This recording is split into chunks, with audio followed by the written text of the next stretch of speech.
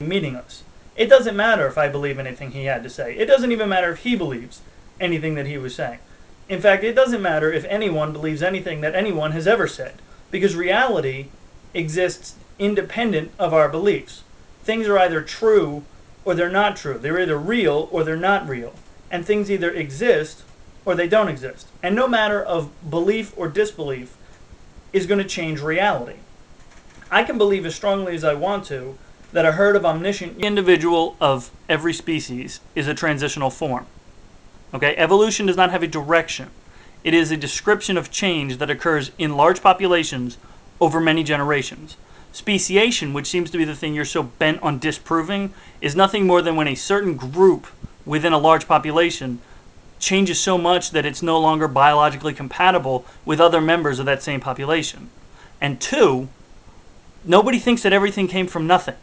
Everything came from a singularity. The theory of gravity, which after all is nothing more than a theory. And we could take this coin, which is a New Zealand $half. It's from the other hemisphere. We know that physical properties are reversed down there. And I can believe as strongly as I want to that when I let go of this coin, instead of dropping, it's going to fly up into the ceiling. But when I actually let go of the coin, it falls. Because gravity does not depend on my belief. I don't have to believe. There is either sufficient evidence to support the claim, or there is not sufficient evidence to support the claim. And all we have to do is either accept the claims that have sufficient supporting evidence, or reject the claims that lack sufficient supporting evidence. In reality, any particular god either does exist or does not exist. Either Odin really is the Allfather of Asgard, or he's just a figment of Norse imagination. Now, in the case of the Jesus myths, what little evidence we have does not support those claims being true.